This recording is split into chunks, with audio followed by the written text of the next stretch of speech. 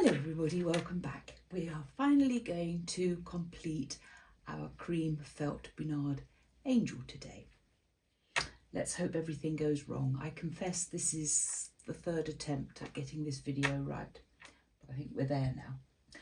Right, so what I've done is this particular felt angel, just to recap, has 5 panels of embroidery and they need to be sewn together. And I examined these in great detail and I decided in the end that the best way to construct them was to place these 2 sections overlapping together and line them up and hold them in place just with a few running stitches on my machine. Then they were held nicely in place to do large stitches, and I used my embroidery thread to do this and just join them along the edges, apart from the back section which has a little seam. All right, so there is our felt skirt. Now she looks fine. She doesn't meet perfectly at the top, but don't worry about that. And that was partly the fact that I snipped one of them in half and had to sort of overlap it over. But anyway, the important thing is that round the bottom everything fits nicely. Now, you will find that when you cut close to these satin stitches, you may snip them inadvertently.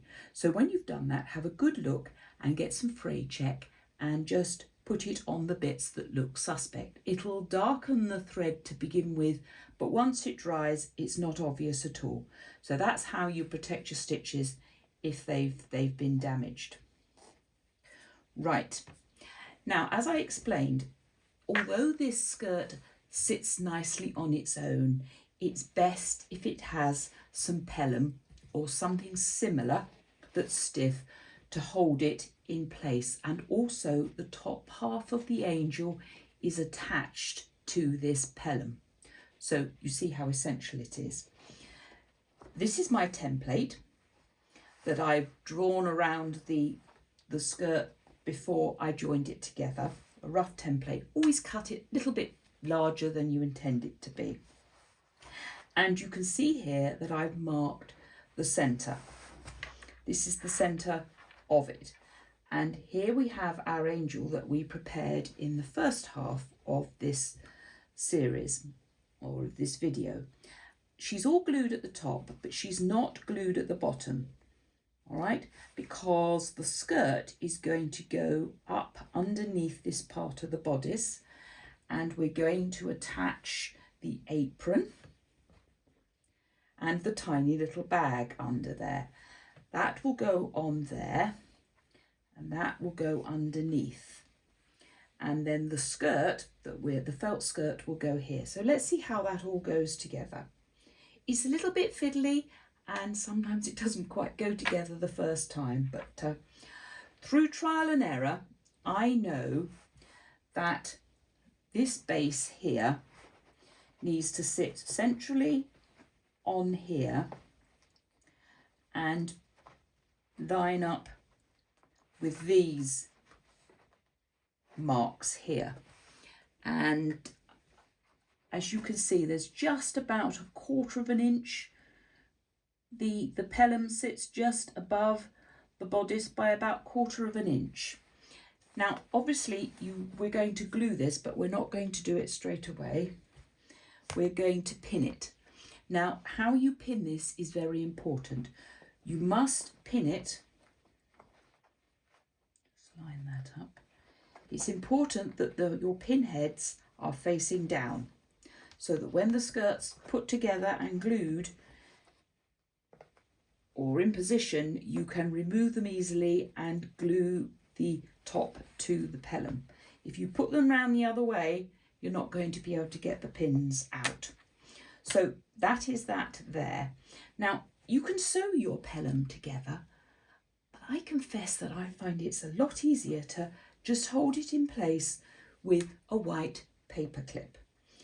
And that will also mean that when you remove the paper clip, you can flatten the angel and pack her away for next Christmas. If you're only going to use her for Christmas, you may want to leave her out all the time. And as you can see, I have a few angels around my studio here. They're not all visible. Some of them are hiding away in boxes.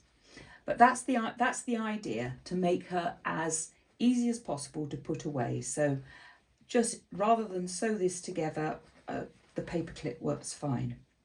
Now we're going to roll this up quite tight, because obviously we've got to get her through this little hole here at the top.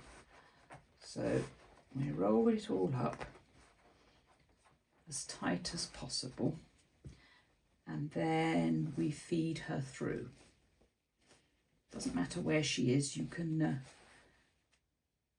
alter the position. There we are, that's in there. And let's find the front. This is a bit fiddly, but although I've made some of my other angels in a completely different way, I have found, having dealt with them all, that this is by far the easiest way of doing it. And as you can see here, the bodice is just sitting over the top of the skirt, and her arms come nicely in front and hide any bits of skirt that are poking through. Now if we look under here, we can see that the pellum's sitting nicely there, and it slightly overlaps. That's all it needs to be. It may need a tiny trim around here so that when she's standing there's no white showing, but that has gone together very well. But then this is the third time I've put this angel together, so she should be behaving, shouldn't she? So I can leave that here. Now if you do have to take her out, then you just got to do it the other way around and roll her up tight and push it through. So I'm going to put my little paper clip here just to hold the pellum in place, and I hardly need to do anything there. Now this is the tricky bit. Just going to push my glue to the top. When you're happy with the positioning, and don't hurry it, if it goes, I've had some angels that probably have taken 4 or 5 attempts to get right. Take out one pin and lift up that section. If you put your finger in through the top, you can hold it out of the way and put some glue in place. And when you're doing this, it's advisable to open the window, which I failed to do. And then we can take the other one out.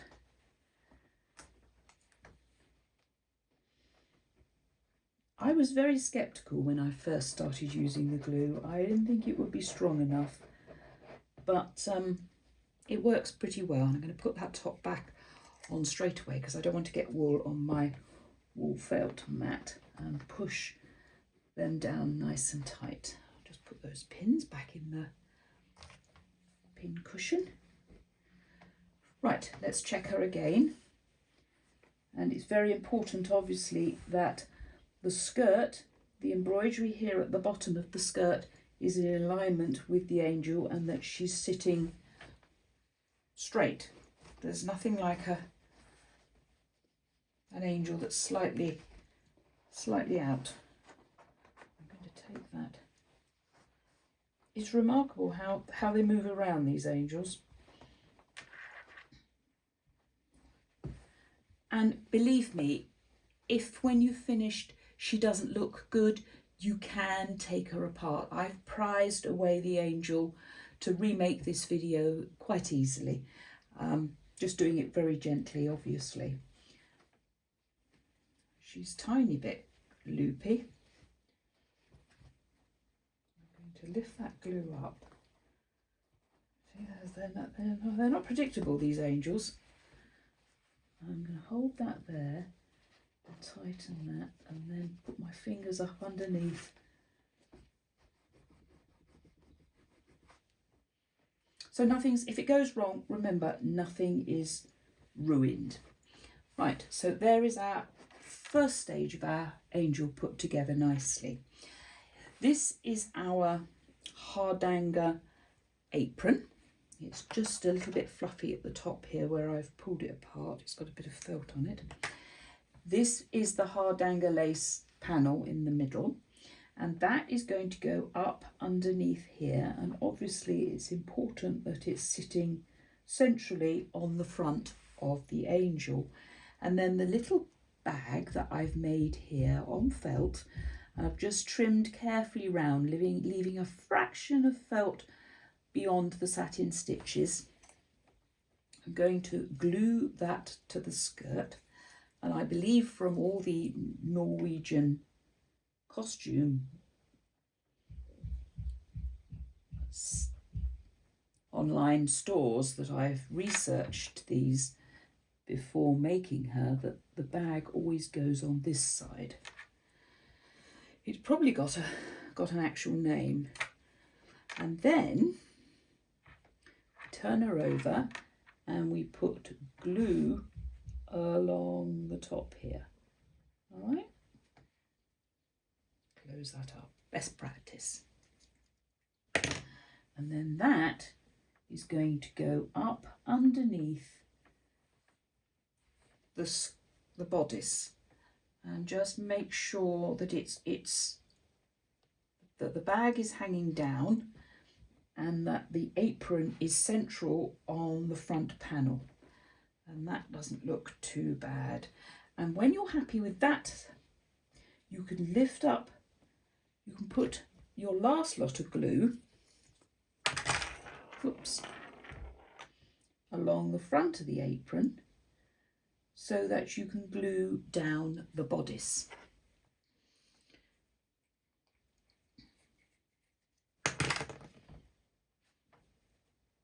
I'm just going to hold that in place so that it all adheres.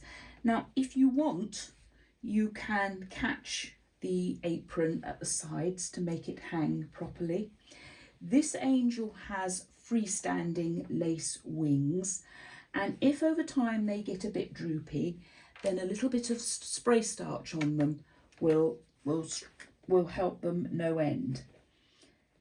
So that is my felt bunad angel. She has a hanger. If you stitch it out with the hanger, then you can decide whether to keep it afterwards, and you can snip across and remove her quite easily. So that is my latest version of the angel. There will be an update going on to the design very soon, and that update will feature just a few edits to the designs, because I believe, as you can see here, the back of this angel has, one of the backs does not have the rose malling, the folk art on the back, so I need to check that file. And I'm also going to introduce some faces. This is the original rose malling angel in greens and golds, and her wings are not so open because they've been stitched on tulle. This is the black version of the bunad angel. She has a red bag. I probably should have given her a black bag.